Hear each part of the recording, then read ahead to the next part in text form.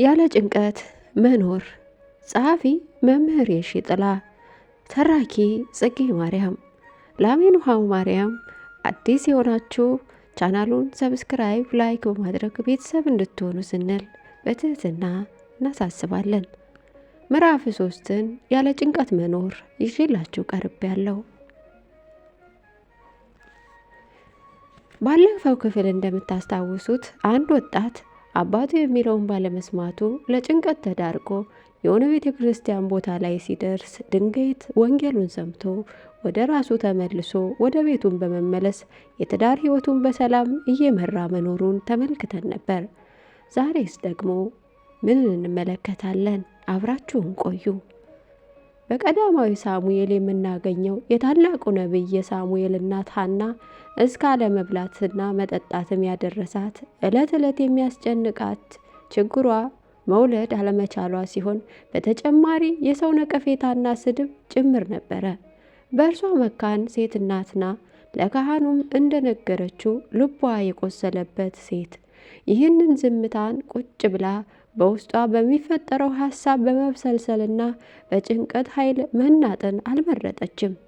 በእግዚአብሔር መቅደስ በታቦቱ ፊትም ችግሯን ይዛ በእግዚአብሔር ዘንድ አስታወቀች እንጂ። ቃሉም እንደሚለው ጸሎቷንም በእግዚአብሔር ፊት ባበዛች ጊዜ ኤሊ አፏን የሚመለከት ነበረ፣ ድምጿንም ሳይሰማ ከንፈሮቿን ታንቀሳቅስ ነበር። አንደኛ ሳሙኤል ምዕራፍ 1 ቁጥር 12።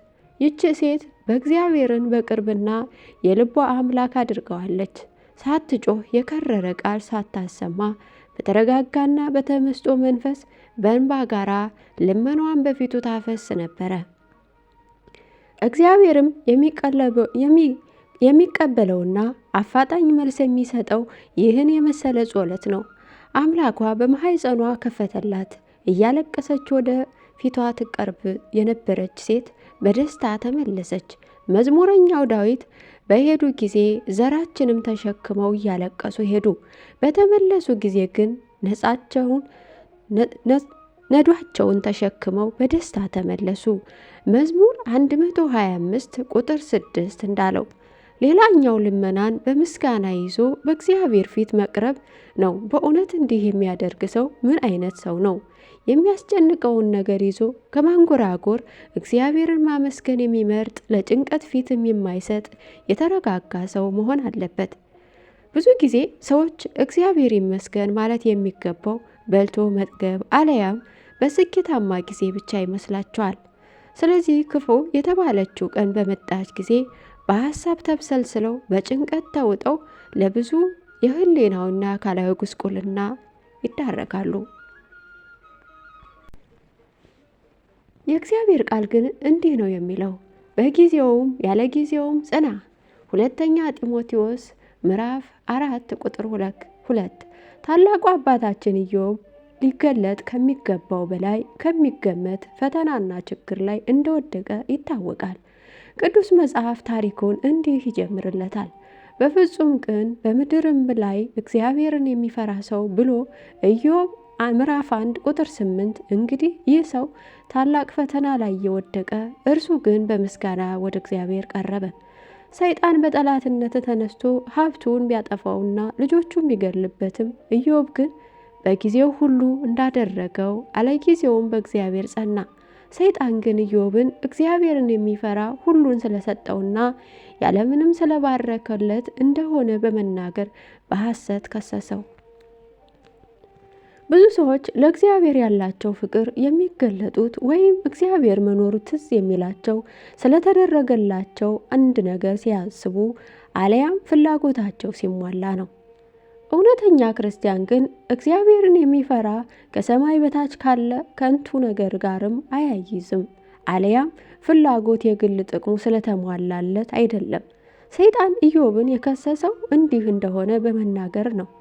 እርሱ ዛሬ እኛንም ይከሰናል። እኛ ግን በምንከስበት ነገር እንዳንገኝ አምላካችን በፍጹም ልባችን፣ በፍጹም ነፍሳችን፣ በፍጹም ሐሳባችን ልንወደውና ንስሐ በመግባት ከሳሾቻችን ልናሳፍረው ይገባል። ባለራእዩ የወንድሞቹ ከሳሽ ብሎታልና። ራእይ ምዕራፍ 12 ቁጥር 10 ወደ ኢዮብ የመለሰው እግዚአብሔር ፊት ከሶት ነው። ሀብቱን ሊያጠፋ በተገደበ ስልጣን መጣ። ኢዮብ ግን በጭንቀት ላይም ራሱን አልጣለም፣ በእግዚአብሔር ላይ አላጉረመረመም። የሰይጣን ጥቃት በሀብቱ ላይ ብቻ አላቆመም። እግዚአብሔር ኢዮብን አሳልፎ እንደሰጠው የምንገምት ሰዎች ካለን ተሳስተናል። እርሱ ልጁን አሳልፎ አልሰጠም። ሰይጣን ለክስ የተጠቀመባቸው ከንቱ ነገሮች እንጂ። እግዚአብሔር የኢዮብን ሀብት ከእርሱ እንደመጣ ያውቃልና ከመፈተኑ በኋላም ሊመልስለት ሀብቱንም አሳልፎ ሰጠበት እንጂ ከዚህ በላይ የሰይጣን ጥቃት ባለመቆሙ ልጆቹን በሞት አጣ፣ ሰውነቱን በክፉ ቁስል ተመታ። ኢዮብ ግን በአንዳችም ሳይጨነቅ በምድር ላይ ሁሉ ተደፍቶ ሰገደ፣ እንዲህ አለ፣ ራቁቴን ከእናቴ ማኅፀን ወጥቻለሁ። እግዚአብሔር ሰጠ፣ እግዚአብሔር ነሳ፣ የእግዚአብሔር ስም የተባረከ ይሁን። መጽሐፈ ኢዮብ ምዕራፍ 1 ቁጥር 20። ስለዚህም እንዲህ ተመሰከረለት፣ በዚህ ሁሉ ኢዮብ አልበደለም፣ ለእግዚአብሔር ስንፍናንም አልሰጠም ተብሎ። ይህ በእውነት ታላቅነት ነው። ኢዮብ ቀጣይ ሁኔታ የተወሰነው በፈተና ጊዜ የነበረው ሁኔታ ነው። በተፈተንን ጊዜ ከፈታኛችን በኋላ ያለንን ክብር ልናይ፣ በተቸገርን ሰዓት በተረጋጋ መንፈስ ችግራችንን እንመርምር። በእምነትም ሆነን ቀለል ባለ መንገድ መፍትሄ እንፈልግ። ምሬትን ከሕይወታችን አርቀን በእግዚአብሔር ፊት በምስጋና እንቁም። ይህ ደግሞ ለመረጋጋታችን፣ ኃይልን በውስጣችን ለመቀበል ዋስትናችን ነው። ብስጭትና ጭንቀት ግን የሕይወታችንን ችግር ምሬት አቅጣጫ አብዝቶ ወደ ስህተት ሞትን እንዲያመራ ሊያደርገን ይችላል። ሶስተኛ፣ የሚያስቡትን የሚያስረግጡበት እምነት ማጣት። እምነት ተስፋ ስለምናደርገው ነገር የሚያስረግጥልን የማናውቀውን ነገር የሚያስረዳ ነው። ዕብራውያን ምዕራፍ 11 ቁጥር 1። የብዙ ሰዎች ችግርና የጭንቀት ምንጭ የሚያስቡትን የሚያስረግጡበትን እምነት ማጣታቸው ነው። በቅድሚያ ስለምናስበው አንድ ነገር ከሕግ እግዚአብሔር አለመውጣታችን ማረጋገጥ ይኖርብናል። ከዚያም እንደ ጉልበታችን፣ እንደ እውቀታችን፣ ኢኮኖሚያችን አቅም ልናስብ፣ ልንሰራ ከኛ በላይም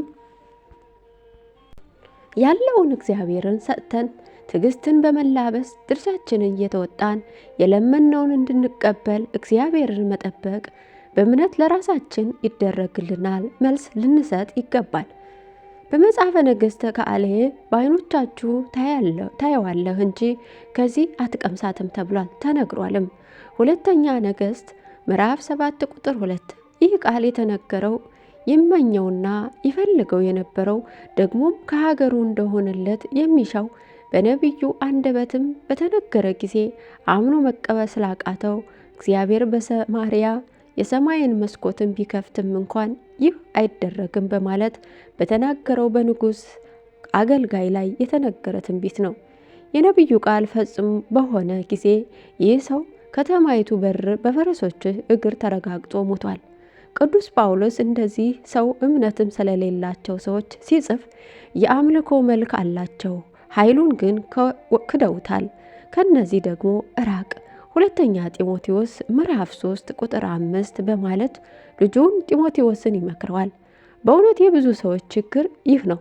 ለጭንቀት መነሻ ምክንያቱ አምልኮ መልክ ይገዛው፣ ግን እግዚአብሔር አንዳች የሚያደርግላቸው አይመስላቸው። በችግራቸው ጊዜ እንኳን አይዟችሁ ሲባሉ እንዲረጋጉ ከእግዚአብሔር የሆነ ተስፋ ሲሰጣቸው ታሪክ ሊለውጥና የእግዚአብሔርን የትድግና እጅ ሊዘረጋላቸው እንደሚችል ሲሰበክላቸው ይህ የሚቀበሉበት ቃሉን ተማምነው የሚያርፉበት እምነት ያጣሉ። የነቢዩ ኤርምያስ ደቀ መዝሙርት በአሜሌክ ባሮክ የእስራኤልን ሕዝብ ከባቢሎን እንደሚመልስ በተነገረው ሰዓት አልተጠራጠረም። እግዚአብሔር እኛን በችግራችንና ከአቅማችን በላይ በሆነ ጉዳይ መለከትም ተገቢ መመልከት ተገቢ አይደለም። ከኛ በላይ የሆነው ሁሉ በእርሱ ዘንድ ግን በቁጥጥሩ ስር የዋለ ነው። እንደ ቃና ዘገሊላ የጋኖች ውሃ ለበጎ ሊለወጡ እንደሚችሉ መዘንጋት የለብንም።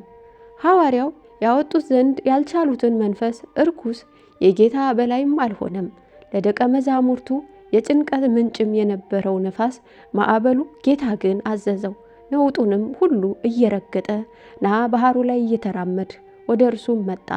አትፍራ እኔ ነኝ ሲል ሁሉን በእርሱ ጥለው እንዲረጋጉ እንጂ በአንዳችም እንዲጨነቁ እንዳይጨነቁ አጽናናቸው። ሐዋርያው በመልእክቱም እንዲህ ይለናል፣ እንግዲህ በጊዜውም ከፍ እንዲያደርጋችሁ ከኋለኞቹም ከእግዚአብሔር እጅን በታች ራሳችሁን አዋርዱ። እርሱ ስለ እናንተ ያስባልና የሚያስጨንቃችሁን ሁሉ በእርሱ ላይ ጣሉት። አንደኛ ጴጥሮስ ምዕራፍ 5 ቁጥር 6። በእውነት ይህ ቃል የሚያስደስትና ስለምናስበው ነውር በእምነት እንድናስደረግጥ የሚያደርገን ነው። እርሱ ስለኛ እንደሚያስብ ተገልጾልናል። ይህ በገቢር ኖረን ምን ያህል ተረጋግተን ብንኖር ስለ ራሳችን መጨነቅ ባቆምን ነበረ።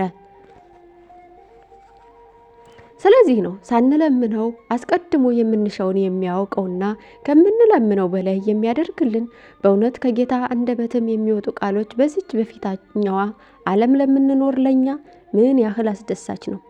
በይበልጥ የተስፋ ቃልን አትፍራ፣ እናት አባትም እንደሌላቸው ልጆች አልተዋችሁም፣ አይዟችሁ፣ እስከ ዓለም ፍጻሜ እኔ ከእናንተ ጋር ነኝ፣ በአንዳችም አትጨነቁ የሚሉት እነዚህ በእምነት ሙሉ የሚያደርጉትና በውስጥ ኃይላቸው ናቸው።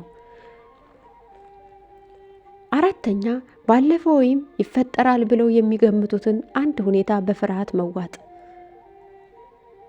ቆራጥነትና ድፍረት ይኑራችሁ፣ ከእርሱም የተነሳችሁ ከቶ አትፍሩ፣ አትደንግጡም። ምክንያቱም እርሱ አምላካችሁ እግዚአብሔር ከእናንተ ጋር ይሆናል፣ አይጥላችሁም፣ አይለያችሁም። ዘዳግም ምዕራፍ 31 ቁጥር 6። ይህ ቃል ከበፊቱ ብዙ ጠላቶች የሚያስጨንቁት ለእስራኤል የተነገረ ነው። ፍጹም ፍርሃትን በማስወገድ ከጭንቀት ነፃ የሚያደርግ በልበ ሙሉነት በእምነት በእግዚአብሔር ተንተርሶ መጓዝን የሚያመለክት ቃል ነው። ይህ ለእስራኤል ከአደጋ የሚጠበቁ አግባብ የሆነ በአእምሮነት የሚገለጹ ተገቢ ስጋት ነው። ለምሳሌ ጠጠር ወደ አይኑ ሲወረወር የአይኑን ሽፋሽፍቶች መግጠማቸው የመኪና አደጋ እንዳይደርስበት የትራፊክን ሕግን ጠብቆ መሻገር የመሳሰሉት ናቸው። ነገር ግን የአንድ ሰው ሰላማዊ ሕይወት በመናጋትም ከጭንቀት ከሚያደርስ ፍርሃትስ ለመቋቋም የሚያስችለን ነጥብ ማወቅ አለብን። አያሌ ሰዎች በሕይወታቸው ባለፈ አንድ ችግር ወይም ወደፊትም ይፈጠራል ብለው በሚገምቱት አንዳች ሁኔታ ሙሉ በሙሉ በፍርሃት ይዋጣሉ። ይህ ብቻ አይደለም። ሰው ከአቅሙ በላይ የሆነ ነገር ወይም ክስተትን ሲገጥመው በፍርሃት ላይ ይወድቃል። የጌታችን ቃል ግን አትፍረው ነው። ሉቃስ ምዕራፍ 2 ቁጥር 11። ፍርሃትን ሰላማዊ የተረጋጋን የሰው ሕይወትን በማወቅም ለጭንቀትም ይዳርጋል፣ ያባክነውማል። ጌታችን ለማርታ እንዲህ ነበር ያላት፣ ማርታ ማርታ በብዙ ነገር ትጨነቂያለሽ፣ ትታወቂም ያለሽ፣ የሚያስፈልግሽ ግን ጥቂት ወይም አንድ ነገር ነው። ሉቃስ ምዕራፍ 10 ቁጥር 41። ፍርሃት ጉዳቱ ለጭንቀት መዳረጉ ብቻ ሳይሆን ታማኒነትን፣ ፍጹምነትን እንድናጣ ያደርገናል። ዮሐንስ በመልእክቱ ፍጹም ፍቅር ፍርሃትን አውጥቶ ይጥላል እንጂ ፍቅር ፍርሃት የለም። ፍርሃት ቅጣት አለውና የሚፈሩ ሰዎች ፍቅሩ ፍጹም አይደለም ይለናል። አንደኛ ዮሐንስ ምዕራፍ 4 ቁጥር 18። ሌላኛው ፍርሃት የዲያብሎስ መሳሪያ ነውና ለዚህ ነው ፍርሃት ቅጣት አለውና ተብሎ የተጻፈው። ብዙ ሰዎች ወደ እግዚአብሔር ለመመለስ ይፈራሉ። እግዚአብሔርንም የሚከተሉ ስለ እርሱ በፈተና ይፈራሉ። የኃጢአትን እንክፋትም ልባቸው እያወቀ ልተወው አልችልም በማለት የሚፈሩም አሉ። ፍቅር ግን ፍርሃትን ለማስወጣት አይነት የማይገኝለት መመርመሪያ ነው። ቅዱስ ጳውሎስ የምንለምነውን ነገር ፍርሃት ከክርስቶስ እንደማይለየው የተናገረውን በክርስቶስ ላይ ፍጹም ፍቅር ስለነበረው ነው። ከክርስቶስ ፍቅር ማን ነው የሚለየኝ?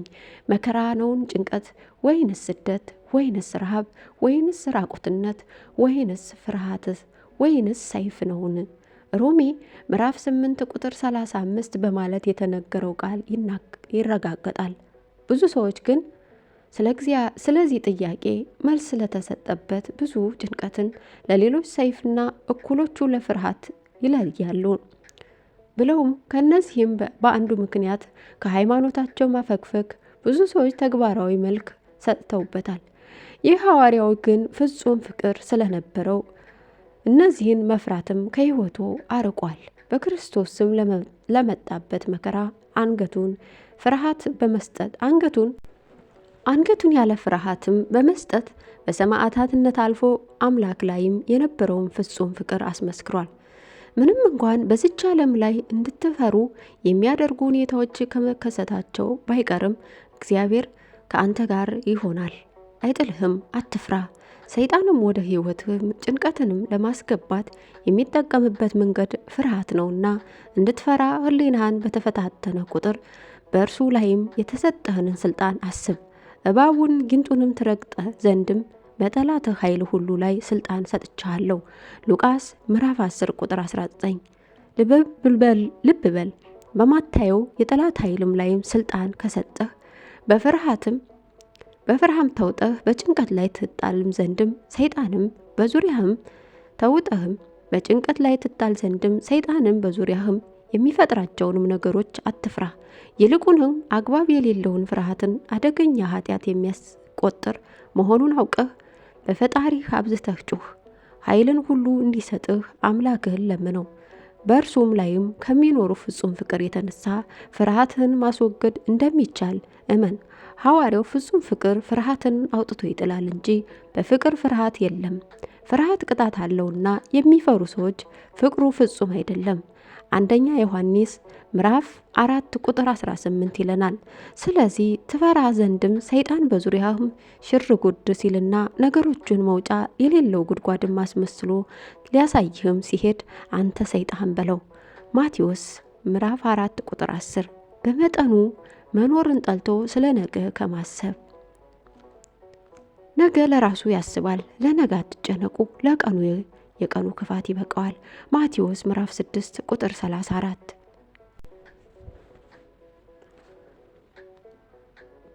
አያሌ ሰዎችም ከሚያስጨንቃቸው ነገሮች መካከል አንዱ ነገር ውሎ ነው። መንጋቱ እንኳን የማያውቁትን የእነርሱ ለመሆኑ ማረጋገጫ ሳይኖራቸው ስለ ነገ አብዝተው ከማሰብ የተነሳ በጭንቀትም ይታነቃሉ። ዛሬም በብስጭት ዝለው የዕለቱን መሸከም ከመከወን ያቃተው ያልተለመደውንም ያልተፈጠረውን ነገር እንዴት ያስጨንቀሃል? ብዙ ሰዎች ችግራቸው ነገን ለሚያደርጉት በመጨነቅ እንጂ ነገ የሚሆነውን ግን አንዱንም አያውቁትም። ምክንያቱም አቅማችን በዛሬው የተወሰነ ነው። ጌታችን ታላቁ ጸሎት ባስተማረን ክፍል የነገ እንጀራችንን ስጠን በሎ አይደለም ያለን፣ የዛሬን እንጀራችን ስጠን እንጂ። ማወቅ ያለብን የነገን ሕይወታችን የተመሰረተው በዛሬው የተረጋጋ ከጭንቀትና ከብስጭት ነፃ በሆነ ስኬታማ ሕይወት ላይ ነውና፣ ስለዚህ ስለ ነገ ያለ አግባብ በማሰብ የዛሬውን ውሎ መውጣትን አለመቻል መጠን መኖርን በአግባብ ማድረግም መጥላትን ነው። በመጠኑ ኑሩ። አንደኛ ጴጥሮስ ምዕራፍ 5 ቁጥር 8 ይለናል። በሕይወታችን ውስጥ በመጠን መኖርን አለማሰብና ነገ ይሄን አደርጋለሁ እያሉ ራስን በጭንቀት መወጠር አላስፈላጊ ኃጢአትንና ከእግዚአብሔር ላይ ያለን እምነት ያሳጣልና ለነገ ሳይሆን ዛሬን ብሎም አሁንን ተመስገን እያሉ መኖርን መልካም ነውና ስለ ዛሬ ብሎም ስለ አሁን ተመስገን። በቀጣይ ክፍሉ ይዘንላችሁ የምንቀርበው ምዕራፍ 4 ነውና እስከዛው በያላችሁበት የምድር ዳርቻ ሰላማችሁ ብዝት ይበል። ለቻናላችን አዲስ የሆናችሁ ሰብስክራይብ፣ ላይክ በማድረግ የእመቤታችን በረከት ተካፋይ እንድትሆኑ በልዑል እግዚአብሔር ስም እናሳስባለን።